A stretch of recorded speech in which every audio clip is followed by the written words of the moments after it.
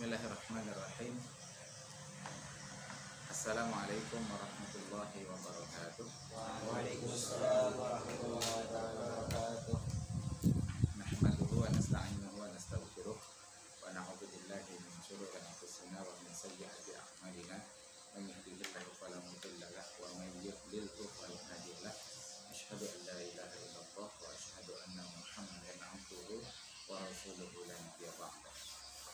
Allahumma shalli wa sallim ala habibina wa syafi'ina wa qurrati a'yunina sayyidina Muhammadin wa ala alihi wa sahbihi ajma'in. Di ma'alif hadzal kitab al-alamah al-imam Jalaluddin Muhammad bin Ahmad al-Mahalli asy-Syafi'i wa Syekh Ahmad bin Muhammad al-Dinuri wa li jami' masyayikhina ila muntaha sanadihim al-barik.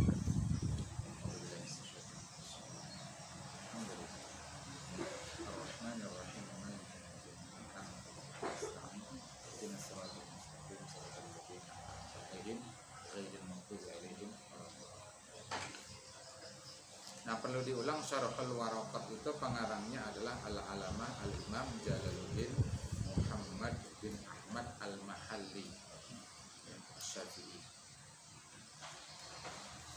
Nah, sedangkan Hasyiah Dimyati yang tahtal khat itu, yang di bawah garis itu penulisnya adalah Syekh Ahmad bin Muhammad Ad-Dimyati. Makanya disebut Hasyiah Ad-Dimyati. Syekh itu catatan Dimyati. Nah, nanti kalau antum sudah jadi pengajar, ada baiknya memiliki dua kitab. Yang pertama itu Syarhul Waraqat fi Ushulil Fiqh. Ini karangan Al-Alamah, karangan Dr. Husamuddin bin Musa Afana. Dr. Husamuddin bin Musa Afana. Beliau itu profesor di untuk mata pelajaran fikih dan usul fikih, mata kuliah fikih dan usul fikih di Fakultas Dakwah dan Usuluddin Jami'ah Al-Quds, itu di Palestina. Kuliah itu artinya fakultas, Kuliatul Dakwah wa Usuluddin. Kitab ini banyak catatan kakinya, jadi mau merujuk. Jadi di atas itu Syarah Waraqat, di bawahnya ta'liq beliau, komentar beliau, rujukan kitab syarahnya kemana. Jadi kita bisa menelusuri kalau ingin mendapat penjelasan lafaz tertentu, syarahnya kita nyari kemana. Nah, ini satu.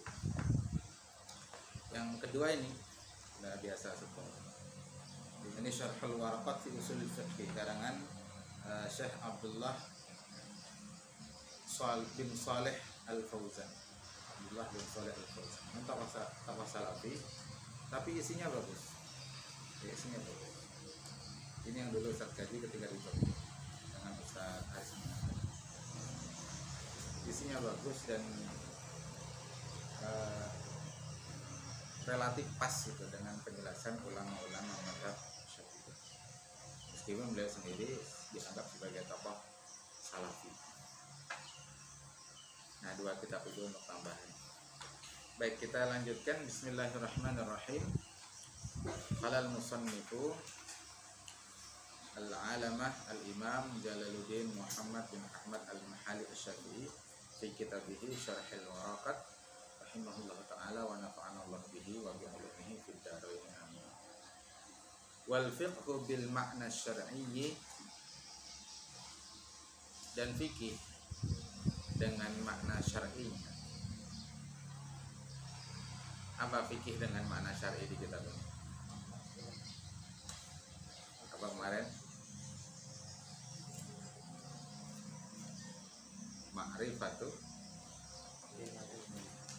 Ma'rifatul ahkam syar'iyyah allati tariquha ma'rifatul ahkam syar'iyyah allati tariquha pengetahuan mengenai hukum-hukum syariah yang jalan untuk mengetahuinya, mendapatkannya itu dengan jalan ijtihad. Itu ta'rif syar'i dari fikih. dalam kitab ini.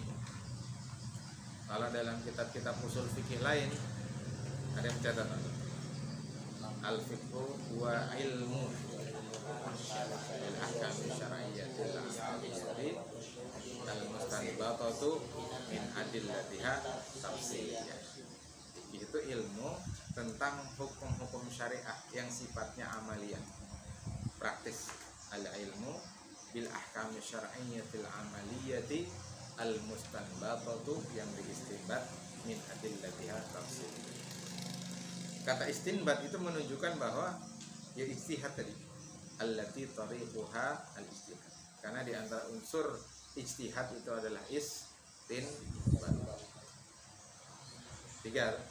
Fahmul waqi', fahmun nas, istinbatul ahkam. Harus paham faktanya. Seperti antum ketika ditanya apa status air ya, air dari air conditioner alias AC. Antum harus tahu faktanya, itu tahqiqul manat atau fahmul waqi'. Baru cari nas yang berkaitan tentang itu, berarti fahmun nas. Kalau banyak nasnya berarti fahmun nusus. Baru yang ketiga di istinbat, digali hukum. Nah, istinbat itu kalau dia menggali sendiri langsung dari Quran Sunnah.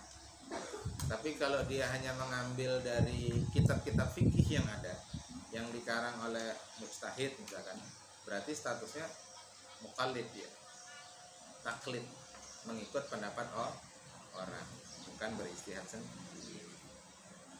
Nah itu jadi ya, al-fiqhu bimakna syar'i, yakni tadi ma'rifatul ahkam syar'iyyati allati tariquha al-ijtihadu akhassu minal ilmi.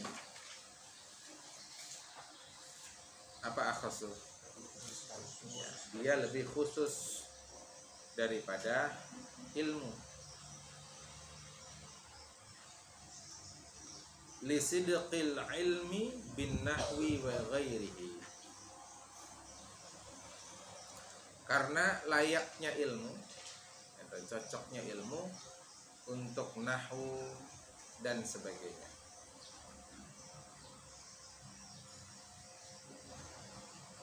Nahwu dan sebagainya itu ya nahwu, ya balaghah gitu. Ya tafsir, usul tafsir, sirah, tarikh. Fa kullu fiqhin ilmun wa laisa kullu ilmin fiqhan. Ini kalimatnya sama seperti yang kemarin kita bahas. Apa? Kullu kembali. Kullu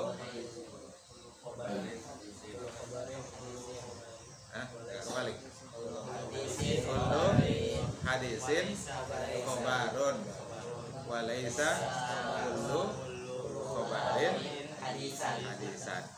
Itu sama kalimat. Ada yang berpendapat bahwa sunnah lebih khusus daripada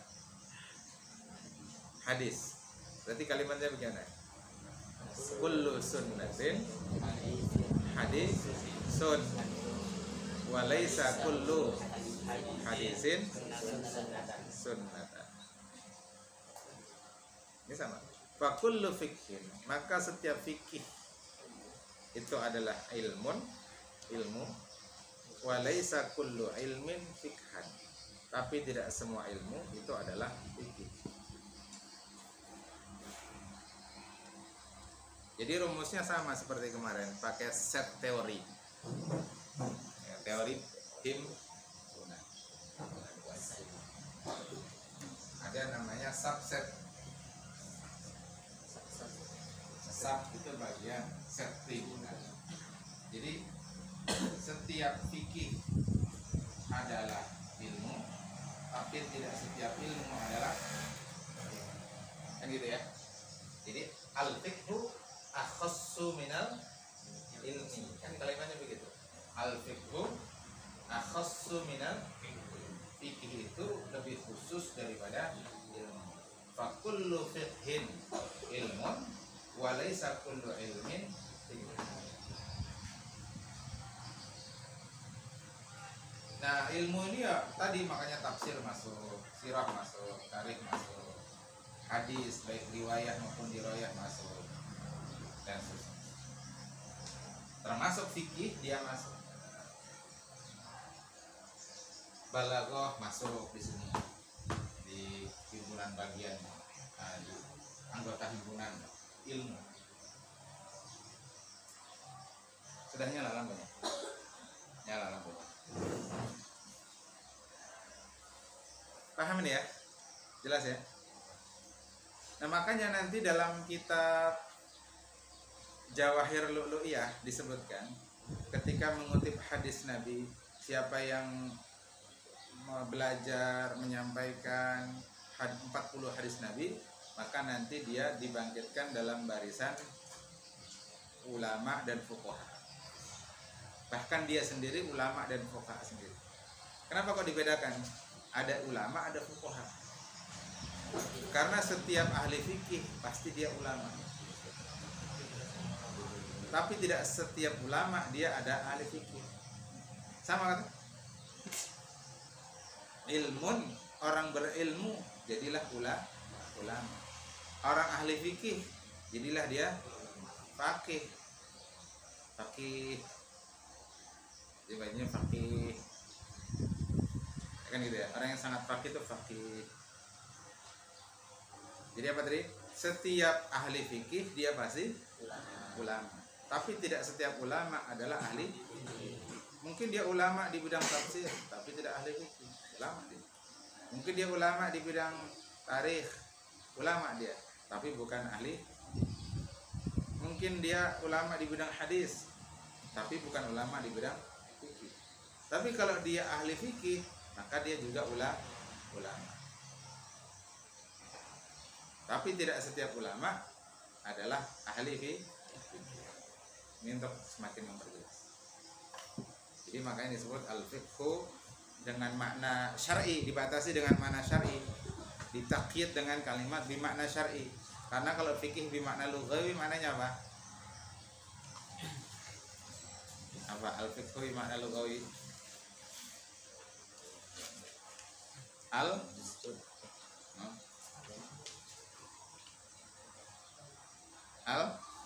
Al-fahm. Kalau fikih dengan makna bahasa artinya paham. Berarti kalau sekedar paham berilmu, kan begitu. Nah makanya ditakyid kalimatnya bimakna syar'i, itu takyid. Jadi jumlahnya menjadi jumlah yang muqayyad, dibatasi. Nah kita mulai belajar ini analisis kalimat dengan menggunakan teori usul fikih. Ada kalimat yang mutlak, ada kalimat yang muqayyad.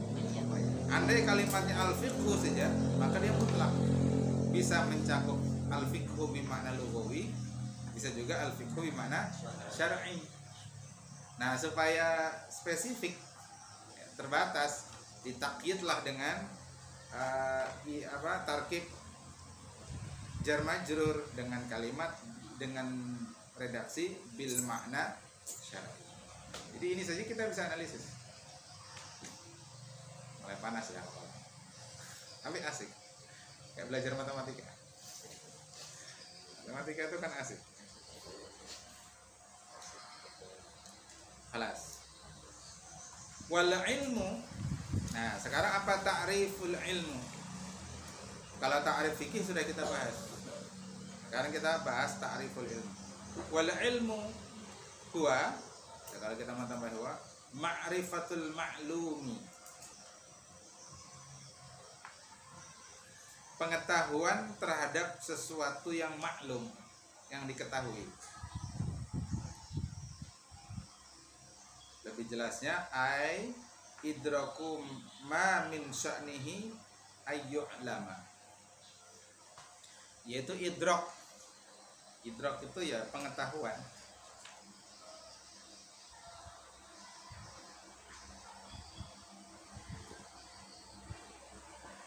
Pengetahuan ma terhadap apa, min sya'nihi dari kedudukannya, ayyu'lama yang memang hendak diketahui.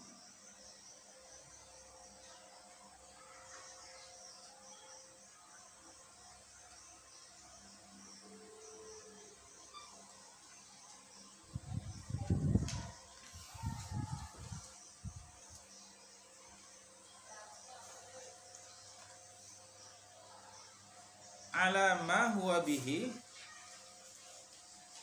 sesuai dengan kenyataannya. Nah, gitu kalau terjemah gampangnya, ala ma huwa bihi, atas apa yang dia itu sendiri.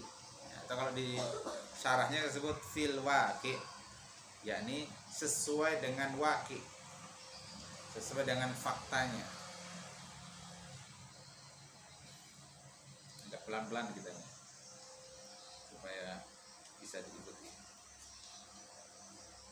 Ka idrakil insani bi annahu hayawanun natiqi, hayawanun natiqun, seperti pengetahuan manusia, pengetahuan mengenai manusia, bi annahu, bahwasanya ia, ianya ini kembali kemana? Kepada manusia.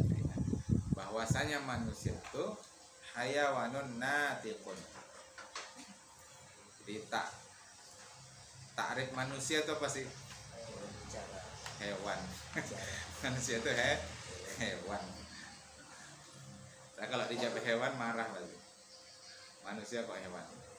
Nah, makanya ditakyid dengan sifat natiq, hewan yang bicara. Tapi bicaranya manusia itu kan karena ada proses. Sebelum dia bicara itu ada proses, sehingga keluar kata-kata. Prosesnya apa? Berpikir. Jadi natiq di sini itu maknanya hewan yang berpikir. Tanda kutip ya, tidak berpikirnya manusia ketika dia bicara pasti berpikir. Meskipun dia tidak mikir yang dia ucapkan, itu pasti ada proses berpikir. Serampangannya orang tuh lo ngomong, pasti melalui proses berpikir. Keluar kata-kata kasar, ya kan? Itu pun dari proses berpikir sebenarnya. Jadi kalau ada kalimat mengatakan berpikir dulu hanya bertumak, itu maksudnya berpikir tentang mempertimbangkan kalau mengatakan ini kira-kira manfaat ataukah mudarat gitu. Tapi bukan berarti orang yang asal ngomong itu tidak mikir. Karena kan bicara itu perintah otak. Orang mengeluarkan kata-kata tertentu itu perintah otak. Hatta kalimat yang kasar sekalipun itu adalah perintah otak. Berarti kalau ada orang omongannya kasar terus tuh memang isi otaknya itu kata-kata yang kasar mungkin. Omongannya kotor terus, mungkin isi otaknya itu kata-kata yang kotor. Kalau minjam istilahnya Agim tuh, teko itu hanya mengeluarkan isi teko. Kalau teko isinya kopi, yang keluar adalah kopi. Kalau isi susu yang keluar adalah. Nah, makanya kemudian manusia itu disebut hayawanun natiq. Meskipun tadi ada proses dari itu. Cuma ada berpikir asal mikir, ada yang berpikir dengan mempertimbangkan ini manfaatkah, inikah mudarat. Dan terkadang manusia begitu. Saking biasanya aktivitas berpikir itu, sehingga dia kadang tidak berpikir bahwasanya dia itu sedang berpikir. Paham maksudnya? Saking biasanya proses berpikir itu, kadang-kadang orang itu tidak berpikir bahwa dia itu sedang berpikir. Antum ini dengar ucapan Ustadz mikir ya tak? Kadang-kadang pasti mikir. Ketika antum menyerap kata demi kata itu, antum masuk ke dalam otak kan, lalu antum olah, antum pahami, oh kata ini maksudnya ini, kata ini maksudnya ini. Itu kan berarti proses berpikir. Cuma karena seringnya berpikir seolah-olah kita itu tidak berpikir. Yang kata Amin tadi kada aja. Padahal sebenarnya dia mengatakan kada itu pun melalui proses berpikir. Gak mungkin dia ngerespon sesuatu lalu ucapannya tidak, itu tidak melalui proses berpikir. Jadi saking seringnya atau saking biasanya berpikir, akhirnya kita tidak berpikir bahwa kita itu sedang berpikir. Paham gak? Ya, paham. hebat, berarti antum mikir. Kalau kada paham berarti kada mikir. Ini filsafat. Nah, jadi pengetahuan itu ya, pengetahuan itu disebut ilm jika dia itu tadi ala ma huwa bihi waqi. Disebut tahu itu jika dia sesuai dengan waqi. Bahwa manusia itu disebut hayawanun natiq, hewan yang berpikir, itu sesuai fakta tidak? Sesuai fakta tidak? Sesuai fakta. Berarti kalau kita mengetahui pengetahuan bahwa manusia itu hewan berpikir itu dan itu sesuai fakta, berarti itu adalah ilmu. Lawan dari ilmu nanti adalah al-jahlu. Kapan disebut al-jahlu? Dua keadaan. Mana sudah saya singgung. Keadaan pertama adalah ketika seseorang itu tidak mengetahui sesuatu. Tidak ada ilmu sama sekali tentang sesuatu itu. Maka dia jahil orangnya. Atau yang kedua, dia tahu terhadap sesuatu, tapi pengetahuannya itu tidak sesuai dengan fakta. Tidak mutabiqun lil waqi'. Tidak sesuai dengan fakta. Maka itu juga disebut jahil. Nanti jahlu itu ada dua. Ada jahlul basit, ada jahlul murakkab. Apa itu jahlul basit? Jahl yang jenis pertama tadi, bahwa dia tidak tahu terhadap sesuatu atau mengakui pengetahuannya terhadap sesuatu itu kurang. Itu jahlul basit namanya. Bodoh pertengahan, bodoh moderat. Tapi ada jenis jahil yang kedua, namanya jahil murakkab. Bodoh berlapis-lapis, bodoh kuadrat, ya, bodoh radikal. Kalau tadi moderat, ini radikal. Kapan? Saat seseorang meyakini bahwa dia mengetahui sesuatu, padahal pengetahuannya itu keliru. Nah, itu disebut jahil murakkab. Kenapa kok disebut jahil murakkab? Lapis. Karena sebenarnya satu, dia itu tidak tahu. Yang kedua, ketidaktahu, sebenarnya itu dia tidak tahu, tapi dia merasa bahkan meyakini bahwa dirinya itu tahu. Kan double tuh. Makanya disebut jahil murakkab. Contoh, nanti kalau contohnya ada di kitab, kita lanjut ya, biar jelas. Tadi itu penjelasannya duluan, syarahnya duluan daripada qiraahnya. Nah, lihat kalimatnya. Wal jahlu. Sedangkan al-jahlu, kebodohan, tasawwurus syai', penggambaran terhadap sesuatu. Lihat kalimatnya. Musannif tidak menggunakan kalimat ma'rifatus syai'. Kenapa tidak menggunakan kalimat ma'rifatus syai'? Karena kalau menggunakan kalimah ma'rifatus syai', nanti jadi mirip seperti ilm. Padahal ma'rifah maknanya adalah pengetahuan. Padahal tasawur itu bukan pengetahuan, cuman penggambaran. Gambaran dalam otak. Fil dhihni. Ya, anggapan, nah gitu. Anggapan terhadap sesuatu. Jadi ini bukan pengetahuan, tapi anggapan. Kalau bahasa Inggrisnya assumption. Diserap jadi bahasa Indonesia menjadi asumsi. Asumsi terhadap sesuatu. Ai idrakuhu, ya, tapi tadi ya, yakni penggambarannya atau pengetahuannya ala khilafi ma huwa bihi. Pengetahuannya itu menyelisihi dengan fakta, berbeda dengan fakta, atau kalau mau agak ekstrim lagi, bertentangan dengan fakta. Karena makna ma huwa bihi yakni fil waqi'. Nah, apa contohnya? Ka idrakil falasifati, seperti anggapan para filsuf. Falasifah itu orangnya, para filsuf. Annal alama, bahwasanya alam semesta, Apa itu alam? Wa huwa ma siwallahi ta'ala, yaitu selain Allah Ta'ala. Jadi yang dimaksud alam di sini adalah selain Allah Ta'ala. Selain Allah Ta'ala itu apa saja? Ya bisa al-insan, bisa al-kaun, bisa al-haya. Kalau al-kaun itu lebih ke benda-benda mati. Kalau alam itu lebih umum. Jadi alam itu lebih umum. Di dalamnya ada al-insan, ada al-kaun, al-haya. Termasuk malaikat masuk di sana, masuk dalam kata alam. Pokoknya siwallahi ta'ala alam. Selain Allah itu alam. Jadi menurut asumsinya, anggapannya para filsuf, alam semesta itu qadimun. Kata mereka kekal.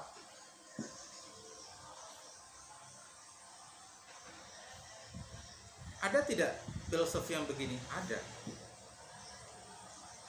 Dari kalangan filsuf Yunani,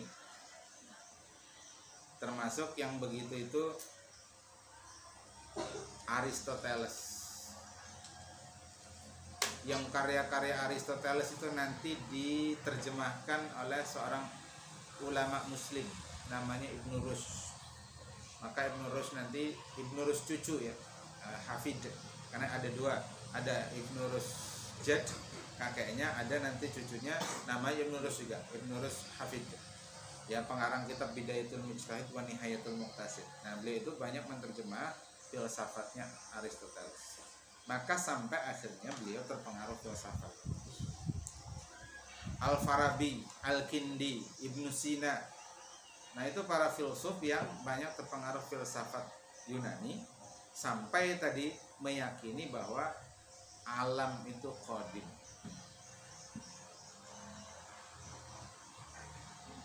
Namanya teori emanasi.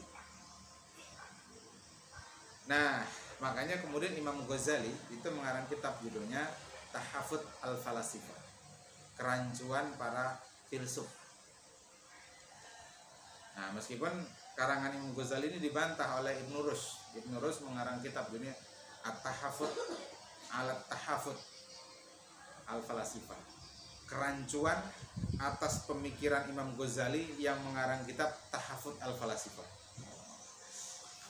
Seru kan? Dunia intelektual. Ada nulis kitab mengkritik kalangan filsuf, kalangan Imam Ghazali. Judulnya apa sih? Tahafut al-Falasifah. Nah, kitab itu dikritik oleh Ibnu Rushd, judulnya Tahafut at-Tahafut, kerancuan atas kerancuan. Jadi yang gantian Imam Ghazali yang dikritik. Nah, di At-Tahafut atau Imam Ghazali juga mengarang kitabnya Al-Munqidh Minad Dhalal, menyelamatkan dari kesesatan. Itu juga isinya kritik Imam Ghazali terhadap para filsuf. Imam Ghazali itu sampai bahkan mengkafirkan sejumlah filsuf muslim seperti Al-Farabi, Al-Kindi, Ibnu Sina.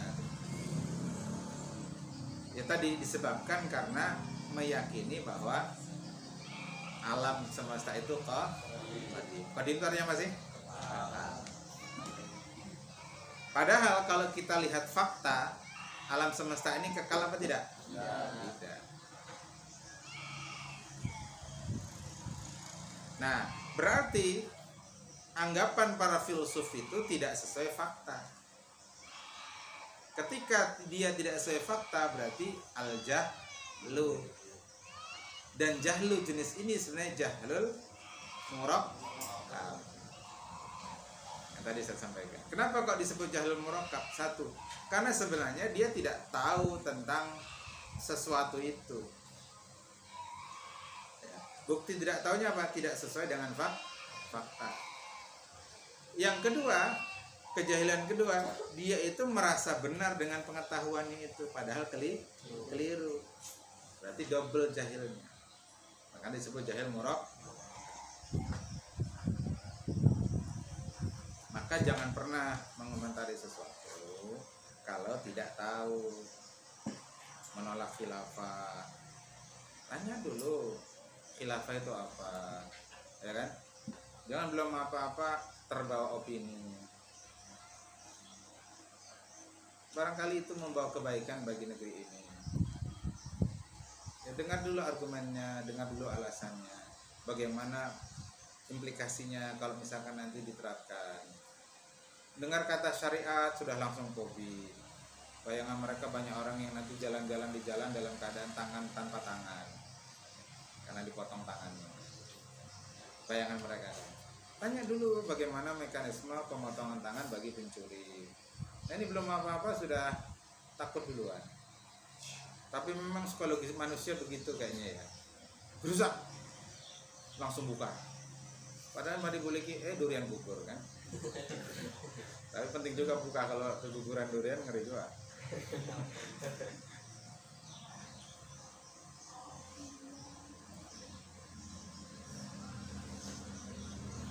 Nah, itu contoh di sini. Nanti tinggal antum kembangkan dalam banyak kasus.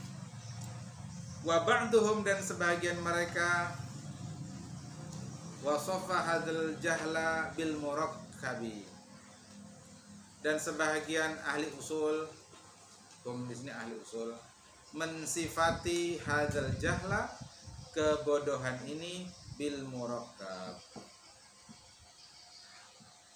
Nah, nanti memang sebenarnya yang disebut oleh musannif di sini yang tadi ya, yang ta'rif bahwa jahl itu adalah tasawwuru syai' ala khilafi ma huwa bihi, itu memang ta'rif untuk jahlul murakkab. Itu kalau di kitab ini disebut ya, di kitab Syarah Harakat karangan Dr. Usamuddin Afanah. Kemudian di kitab Syarah Harakat fi Usul Fiqh karangan Syekh Abdullah bin Shalih Al-Fauzan, itu juga yang dicontohkan tadi itu termasuk ya, tentang idrakul falasifah tadi, annal alama qadimun, itu juga contoh jahil murakkab. Meskipun di sini ya pensyarah kitab mengatakan itu kata mereka, artinya beliau condong kepada pendapat yang mengatakan itu ta'rif untuk jahil basit jenis kedua. Wa ja'alal basita, dan dia menjadikan basit, maksudnya ini jahil jenis kedua, jahil basit, jahil pertengahan, jahil moderat tadi. Adamul ilmi, nah, maksudnya yang ba'duhum tadi, ba'duhum itu, dan menjadikan sebagian mereka tadi al-basita, jahil basit itu al-adamul ilmi bisyai', ketiadaan pengetahuan terhadap sesuatu. Ka'adami ilmina bima tahtal aradin, seperti ketiadaan pengetahuan kita terhadap apa-apa yang ada di bawah bumi.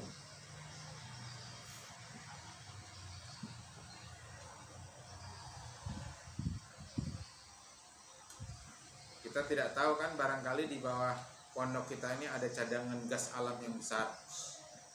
Kan kada tahu antum. Ya lah. Dulu kan masih di Batola nih, daerah Barambai. Tiba-tiba gas tuh keluar menyembur dari permukaan air di arah Barambai. Nah, setelah diteliti ternyata di situ ada cadangan gas bumi. Nah, cuma cadangannya kecil. Akhirnya tidak dieksploitasi. Kita tidak tahu apa yang ada di bawah.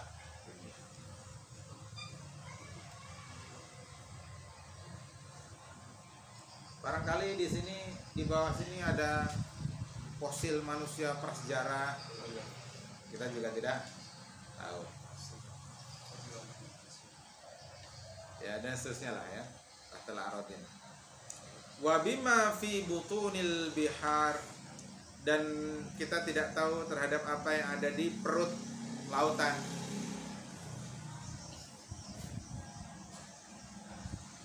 Terutama dulu ya, karena tidak ada alat pendeteksi.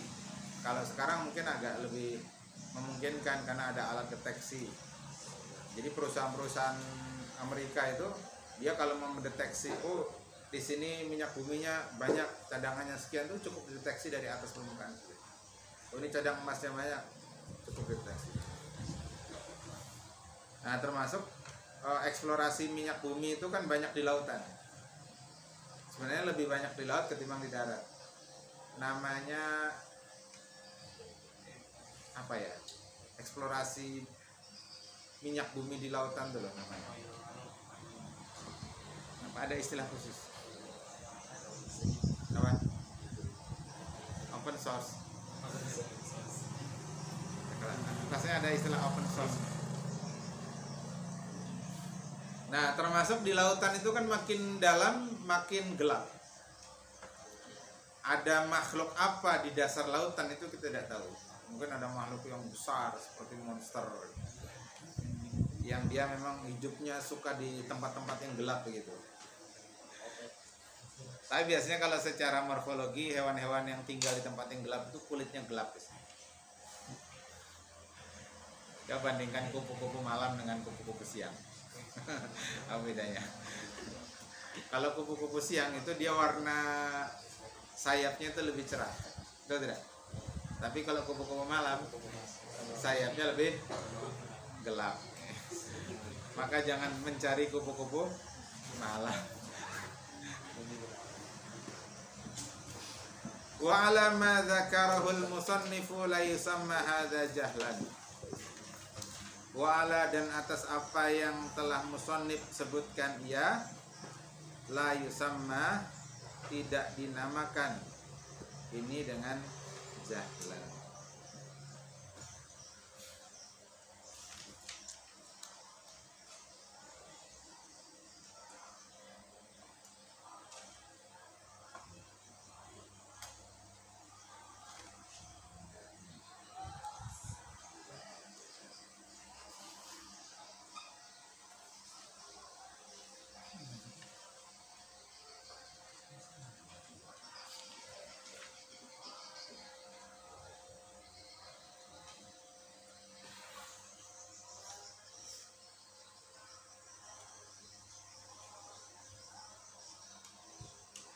Jadi kalau dalam kitab Syarah Muraqat fi Ushul Fiqh ini sebut begini.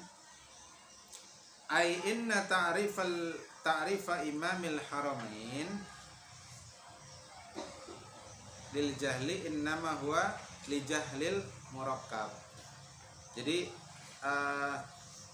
Imam Al-Haramain, Imam Haramain itu Imam Al-Juwaini ya. Itu yang disebut dengan jahil itu hanyalah jahil murakkab. Sedangkan jahil basit itu tidak disebut jahil. Gitu. Yang disebut jahil itu yang dimaksud di sini wa alama dzakarahul musannifu la yusamma hadza jahlan. Yang disebut musannif itu kan yang di dalam kurung itu aja. Yang al jahlu tasawwuru syai' ala khilafi ma huwa bihi, itu saja. Itu yang disebut musannif. Nah, sebenarnya itu takrif untuk jahil murakkab. Nah, adapun selain itu ya dia tidak disebut sebagai jahil. Wallahu ta'ala. Nah, binaan ala dzalika, atas dasar itu di kitab ini disebut ya, la yusamma adamul ilmi bi syai' jahlan. Ketidaktahuan terhadap suatu ilmu, terhadap sesuatu itu tidak disebut jahil. Jadi yang disebut jahil itu hanya jika mengetahui atau menganggap sesuatu tapi dengan pengetahuan yang keliru. Nah, itu baru disebut jahil. Itu maksud syarih, pensyarah. Paham ya di sini ya? Belum. Jadi jahil itu adalah jika mengetahui sesuatu tapi tidak sesuai dengan faktanya. Nah, itu sederhananya begitu. Ya. Mengetahui sesuatu tapi ghairu mutabiqin lil waqi'. Mengetahui sesuatu tapi tidak sesuai faktanya, itu namanya jahil.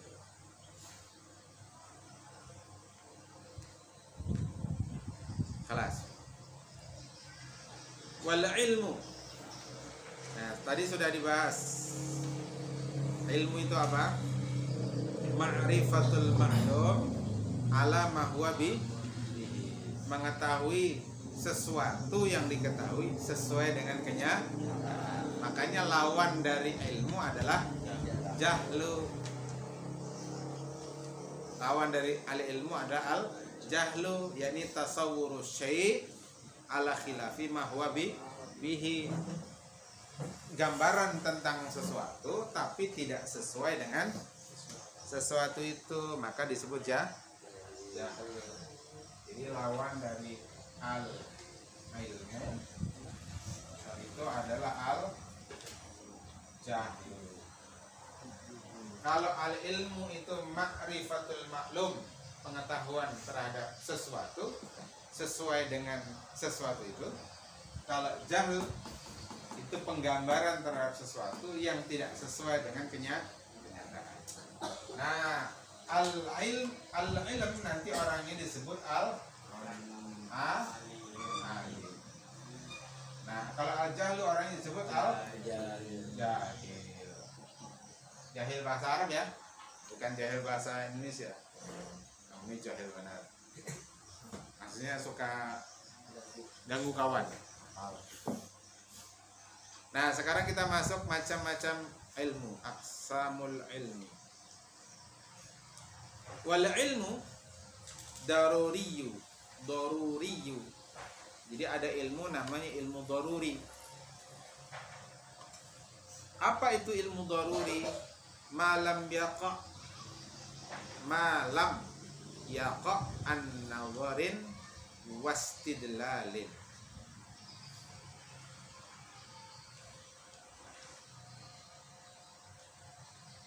Apa yang tidak didapat yaqa dapat, didapat atau terjadi, an-nazarin wastidlalin, dengan jalan perenungan atau pemikiran, wastidlalin, dan dengan pendalilan.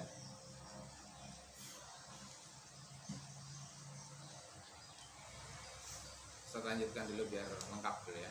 Kal ilmi al-waqi'i bi ihdal hawasil khamsi al-zahirati, seperti ilmu atau pengetahuan al-waqi' tentang fakta, bi ihdal hawasil khamsi, dengan jalan salah satu yang diperoleh dengan salah satu panca indera. Al-hawasil khamsi, panca ya al-khamsi. Panca itu 5 kan? Ya, Pancasila, Pancasona.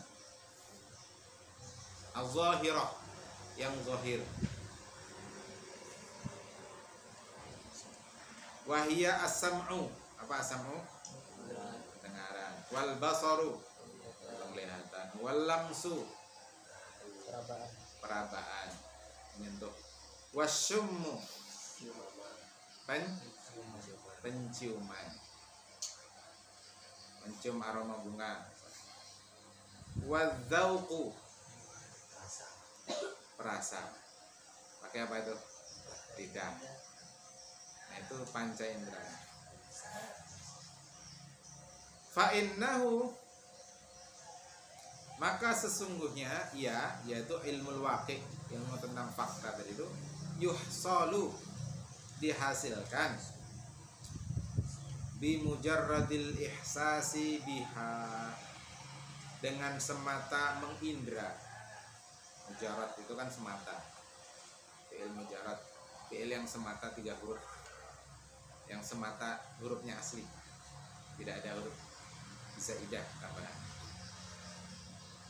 Biha, dengannya, dengan al-hawasul khamsu, min ghairi nazarin, tanpa melakukan perenungan, wastidlalin, dan pendalilan.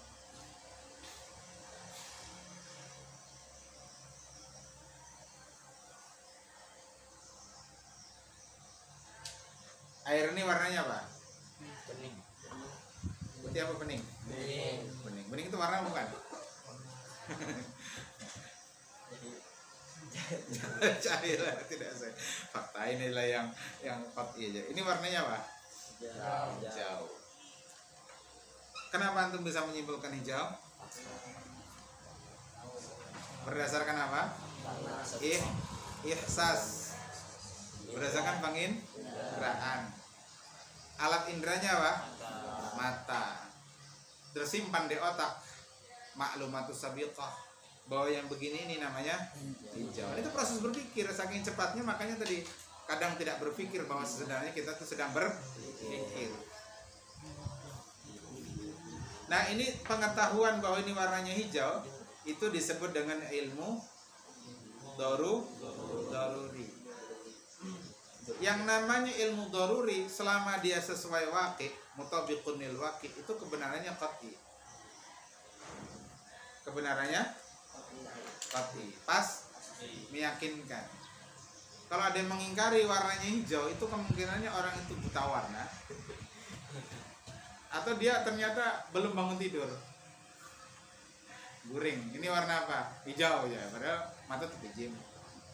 Dan yang semisal terpejam yaitu orang buta. Jelas ya?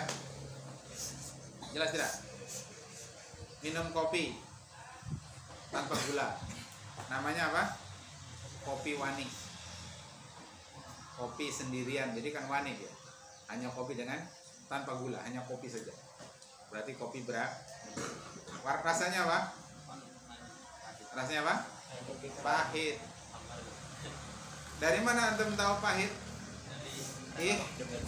Ihsas, penginderaan. Penginderaan jenis apa? Zauq, perasa tadi itu. Dengan alat apa? Lidah. Yang otak kita juga tersimpan maklumat sabiqah yang rasa begini itu namanya pahit. Mau disodorkan kepada 1000 orang, kalau lidahnya itu normal, maklumat sabiqahnya benar, dia akan mengatakan kopi itu rasanya pahit. Berarti itu ilmu daruri. Nggak perlu mikir sebenarnya. Bukan nggak perlu mikir. Saking jelasnya, saking zahirnya kebenaran itu, sehingga seolah-olah tidak perlu mikir, maka orang akan menghasilkan kesimpulan yang sama. Ustaz katakan seolah-olah ya, kan kalimatnya ghairi nadharin, tidak mikir, tapi sebenarnya tetap mikir.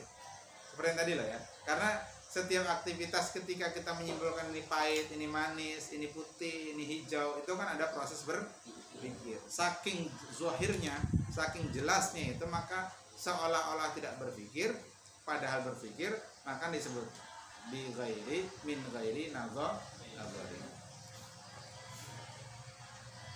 Ada air menggelegak, apa jarang banyak tuh, menggurak, masukkan tangan ke situ, lamsu kan tadi, apa rasanya? Dingin. Kuni bardan wasalaman. Ya naru kuni bardan wasalaman. Masukkan jari ke situ, rasanya gimana? Gimana? Hangat atau panas? Hangat atau panas? Panas lah.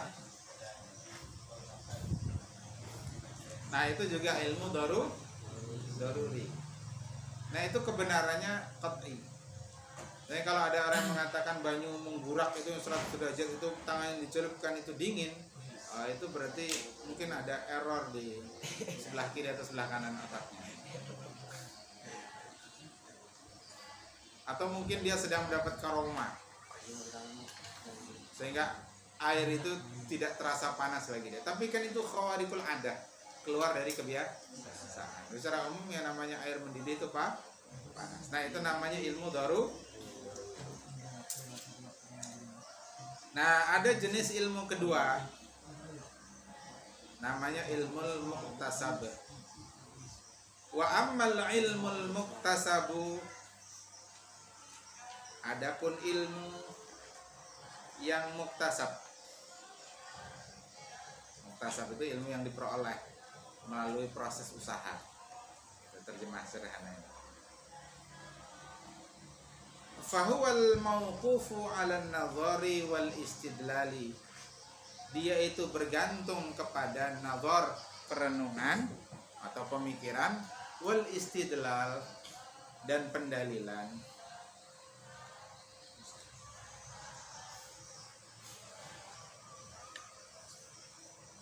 Apa itu nazar? Berkali-kali disebut nazar.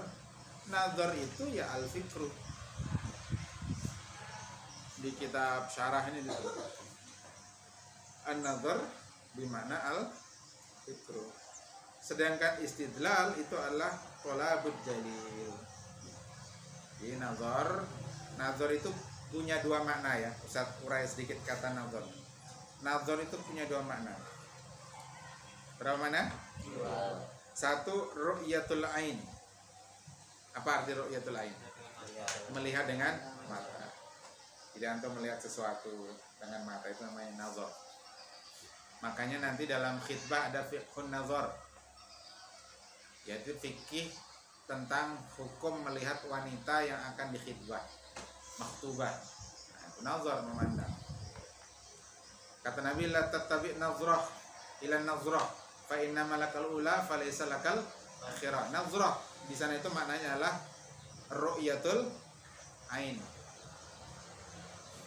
Nah, yang kedua, nazar itu maknanya al-fikru. Nah, yang dimaksud dalam syarah warakat ini adalah makna yang kedua, nazar bimakna al-fikru, bukan ru'yatul ain. Nah, sedangkan istidlal itu artinya thalabud dalil, mencari dalil. Karena ada tambahan dari istadalla. Kalau ada tambahan alif sin itu biasanya maknanya adalah tolak. Ghafara artinya mengampuni. Kalau istaghfara meminta ampunan. Tolabul maghfirah. Jadi kalau ada tambahan hamzah, sin, ta itu umumnya dimaknai dengan tolab. Ghafura memaafkan. Kalau istaghfara meminta maaf, minta ampunan. Tolabul maghfirah. Jadi istighfar. Harusnya kalau nyuruh orang istighfar itu istaghfir ya akhi. Nah, itu kan fi'il amarnya. Enggak, istighfir ya enggak. Tapi enggak apa-apa juga, karena kadang masdar bermakna fi'il amar. Julusan itu masdar, tapi maknanya amar, duduk. Qiyaman itu masdar, tapi bermakna fi'il amar, artinya berdiri. Isti'dadan, tayyib itu kan masdar semua, tapi gimana amar. Apalagi doaan, nah, doa kan fi'il apa, isim masdar, tapi gimana doalah. Jadi kadang-kadang memang ada isim tapi maknanya fi.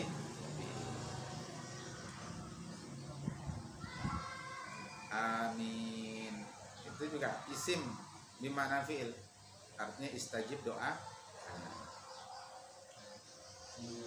Sama kalau anda mengatakan istighfar ya enggak istighfar, nah, berarti maksudnya istaghfir. Istaghfara yastaghfiru istighfaran fahuwa mustaghfirun wa dzaka mustaghfarun istaghfir. Istafala yastaghfiru istighfalan fahuwa mustaghfirun wa dzaka mustaghfarun istaghfir. Nah, kembali ke tadi ya. Jadi ilmu muktasab itu bergantung, al-mauqufu ala bergantung pada an-nazari wal istidlali, pemikiran dan thalabud dalil. Kal ilmi bi anna alama haditsun, seperti pengetahuan bahwasanya alam, yakni ma siwallahi ta'ala, apa saja selain Allah Ta'ala itu haditsun, baharu. Tidak lawannya qadimun. Kalau qadimun kekal, tidak berawal, tidak berakhir. Tapi kalau hadis dia berawal, dia berakhir. Fa innahu mauqufun 'alan nadhari. Pengetahuan tadi itu ya, bi anal alama hadison itu bergantung pada alan nadhari fil alami, bergantung kepada pemikiran terhadap alam. Wa ma nusyahiduhu, dan apa yang kita saksikan ia fihi padanya, minat taghayyuri ya, dari adanya perubahan.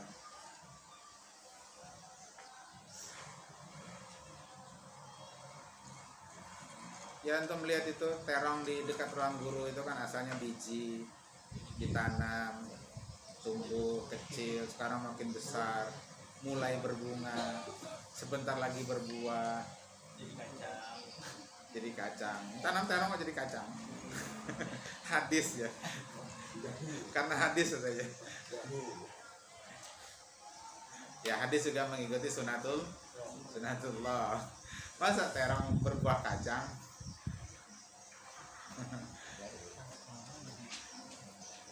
Atau mau panen terong yang ditanam kacang, itu tidak mengikuti sunnah.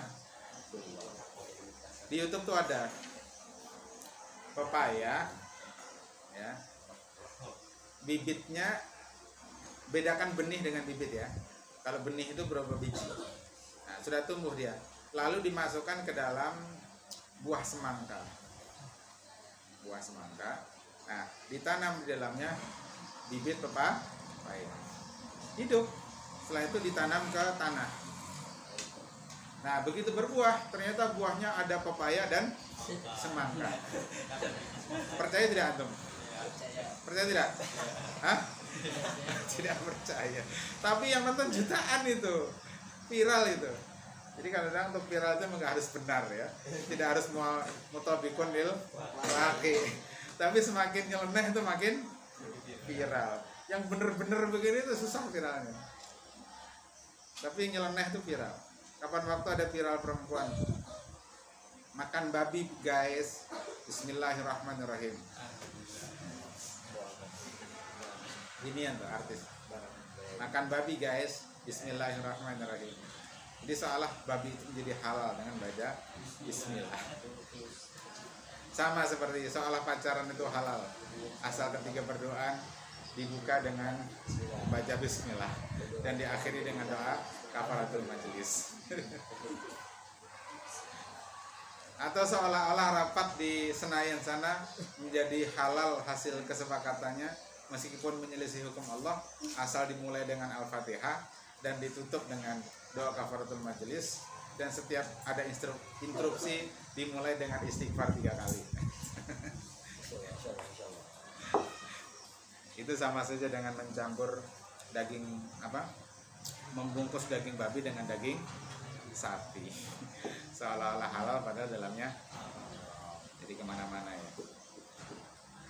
Fa innahu mauqufun 'alan nadhari, sudah ya, fil alami wa ma nusyahiduhu fihi minat taghayyuri ya, dan apa yang kita saksikan terhadapnya pada alam itu minat taghayyur, adanya perubahan ya, tadi dari biji menjadi berbuah, fayuntaqalu atau fayantaqilu, dan dia beralih min taghayyurihi ila huduthihi, dari perubahannya itu menjadi hadisnya, dari baharunya, dari asalnya tiada menjadi ada, kemudian dari ada kembali menjadi tidak ada. Itu menunjukkan hadis. Kan faktanya demikian, manusia, antum, kita semua asalnya tidak ada di muka bumi ini, sekarang jadi ada. Tapi yakinlah, meskipun hari ini kita ada, satu saat akan tiada jasadnya. Tapi mudah-mudahan namanya, amal solehnya, kebaikannya terus tetap ada. Maka banyak-banyaklah mikir, banyak-banyaklah memberi manfaat kepada sesama manusia. Khairun nas anfa'uhum linnas. Semakin banyak manfaatnya, kita akan semakin dikenal. Meski bukan itu alasan utama kita melakukan kebaikan. Tulislah buku agar dikenang, uploadlah di YouTube agar dikenang, tapi bukan itu alasan kita untuk dikenang. Ya, bukan karena untuk dikenang itu kita hadir di bumi. Alasannya karena Allah. Adapun lalu masyhur menjadi viral itu bonus saja.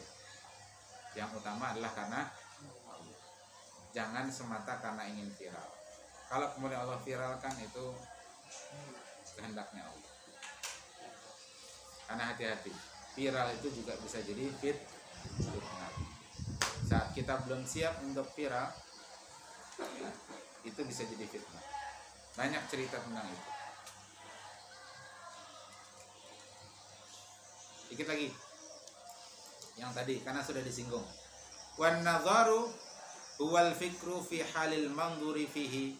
Yang tadi Ustaz sampaikan. Wan nadharu dan nazar itu adalah memikirkan terhadap keadaan dari yang dipikirkan, manzur fihi liyuaddi ilal matlubi, agar sampai kepada apa yang dicari.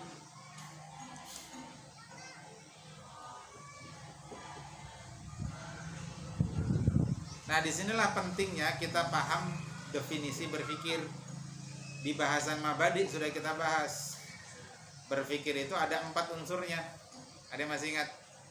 1, mata. 2, apa? Ada indra. 3, ada objek yang terindra, waqiul mahsus. 4, ma'lumatus sabiqah. Dalam konteks dalil, nanti dalam konteks hukum fikih, dalil itu termasuk apa? Quran, sunnah itu termasuk apa? Dalil waqi. Bukan, kan tadi 4 unsur berpikir. Ada waqi, wal mahsus, dan seterusnya. Nah, ketika antum dihadapkan pada masalah apa hukum bayi tabung, antum cari dalilnya. Nah, dalil itu dalam 4 itu masuk yang mana? Nah, bisa jadi masuk maklumatus sabiqah. Bisa jadi pengetahuan kita terhadap dalil terhadap sesuatu bisa jadi. Tapi bisa jadi ketika kita belum paham nas tertentu, apakah dia sudah disebut maklumatus sabiqah? Berarti kita harus memahami nas itu kan. Ketika kita memahami nas yang kita pahami itu masuk di bagian apa dia? Apa? Masuk waqi dia. Waqi wal mahsus. Ya kan? Kita belum paham, dia masih waqi'ul mahsus, belum menjadi maklumat. Atau belum tahu tafsir ayat ini, belum tahu syarah hadis ini, berarti dia masih posisinya sebagai waqi'ul mahsus. Nah, Quran hadis itu mahsusat atau tidak? Terindra tidak? Lafaz-lafaznya terindra tidak? Makna-maknanya terindra tidak? Hah? Terindra tidak?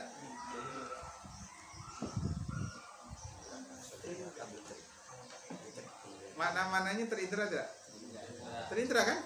Ketika antum baca tafsir Quran, syarah hadis, lalu antum memahami kata demi kata, lafaz demi lafaz beserta dengan maknanya, kan makna itu tersimpan pada lafaz. Berarti dia satu hal yang terindra.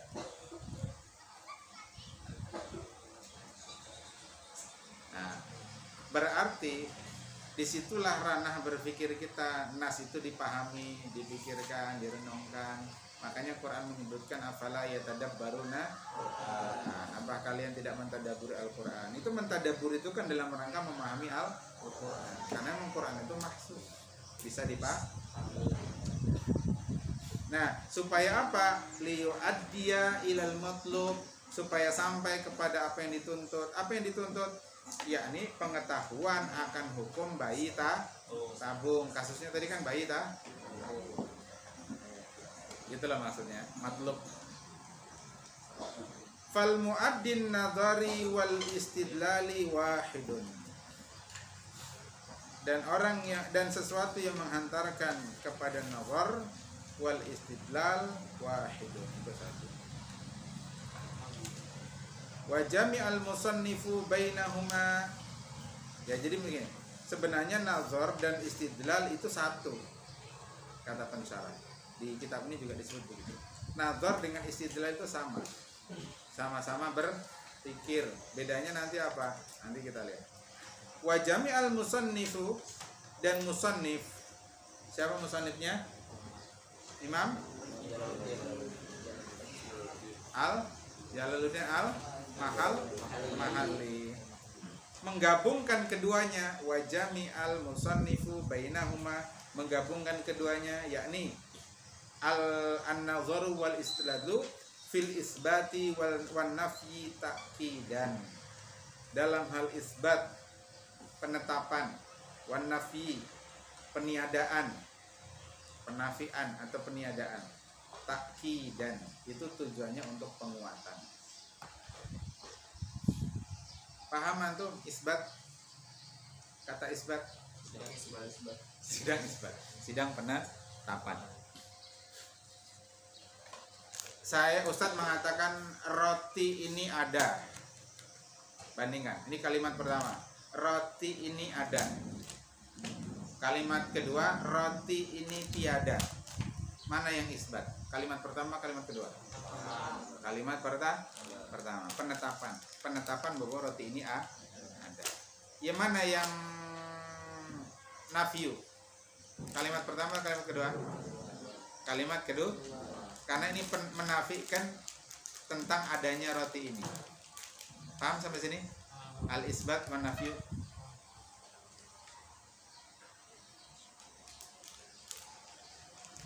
Paham? Barat. Nah, sekarang Ustaz coba antum cermati, supaya antum mikir nih. Apa tadi takrif dari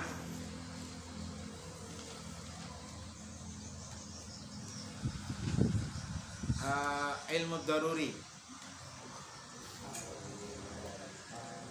Malam yaqa an-nadharin wastidlalin. Apa ta'rif ilmul muktasab? Al-mawquf 'ala an-nazari wal istidlal. Mana yang isbat? Ilmu daruri atau ilmu muktasab? Ilmu muktasab. Mana yang nafyu? Ilmu daruri. Lihat kalimatnya. Lam yaqa. Tidak terjadi, tidak ada. Kan gitu tadi. Ya kan? Sementara kalau ilmu muktasab justru al-mauqufu 'alan nazari wal istidlal. Jadi yang perlu nazar dan istidlal itu ilmu apa? Ilmu muktasab. Yang tidak perlu nazar wal istidlal ilmu apa? Ilmu daruri. Paham sini? Jadi isbat, sekali lagi saya tanya, isbat itu pada ilmu apa? Ilmu muktasab. An-nafyu pada ilmu daruri. Paham ya? Jadi pada ilmu daruri itu tidak perlu nazar dan tidak perlu istidlal. Pada ilmu muktasab dia justru bergantung al-mauqufu 'alan nazari wan istidlali. Perlu perenungan bahwa ini warnanya hijau itu tidak perlu nazar wal istidlal.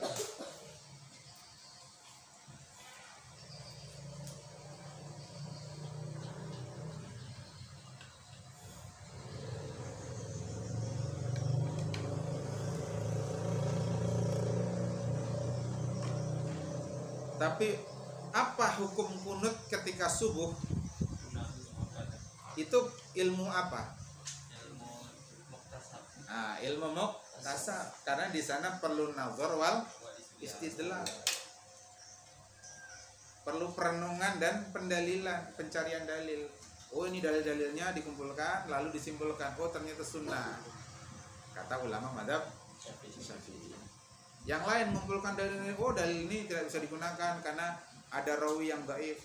Nah, sehingga kesimpulannya tidak disunahkan, bahkan bid'ah. Maka nanti untuk ilmu muktasab itu memang berpeluang untuk berbeda pendapat. tergantung kebenaran dia menilai suatu fakta. Jelas nih ya? Jelas tidak? Nah? Jelas tidak? Jadi ada berapa macam ilmu? Dua, yakni ilmu dan ilmu. Nah, nanti termasuk ilmu daruri itu terhadap dalil yang dia itu sudah pasti kebenarannya. Istilahnya dalil yang mutawatir. Al-Qur'an itu sebagai dalil syariat itu mutawatir. Dia termasuk ilmu daruri. Qur'annya secara jumlatan. Kita tidak bicara ayat per ayat, tapi Quran secara jumlatan. Bahwa hadis mutawatir itu yufidul ilma, yakni qat'i, itu juga ilmu daruri. Karena tidak mungkin perawi hadis itu sepakat berdusta atas satu hadis tertentu, karena saking banyaknya perawi dalam setiap tabaqah. Apalagi nanti di antara syarat hadis mutawatir itu model periwayatannya harus dengan indrawi, yakni mendengar atau melihat. Jadi misalkan sami'tu Rasulullah SAW qal, atau ra'aitu Rasulullah fa'ala kadza wa kadza. Nah, itu dengan indrawi. Maka itu juga namanya ilmu daruri. Maka kebenaran hadis mutawatir dan Quran itu qat'i. Sama seperti dengan ilmu daruri bil apa tadi istilahnya? Bil hawasil khamsi. Mudah-mudahan jelas. Terakhir, wad dalilu huwa. Apa itu dalil? Wa al-mursyidu ilal matlubi, sesuatu yang menjadi mursyid, menjadi penunjuk, ilal matlub, yang menghantarkan kepada yang dicari. Jadi annahu alamatun alaihi, karena dia menjadi tanda atau menjadi ciri terhantarkannya kepada al-matlub.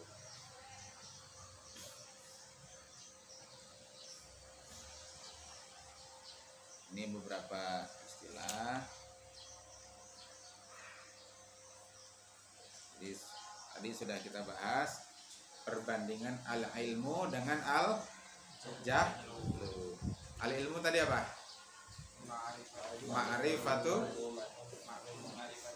Ma'rifatul maklum ala ma huwa bihi.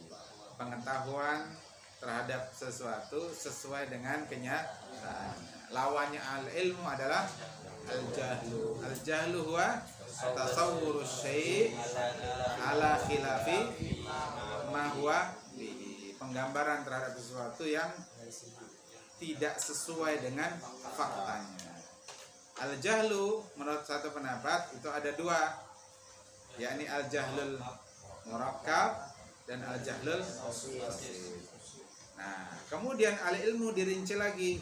Ada al-ilmu apa? Daruri. Nah, ini dibagi lagi menjadi ilmu daruri dan ilmu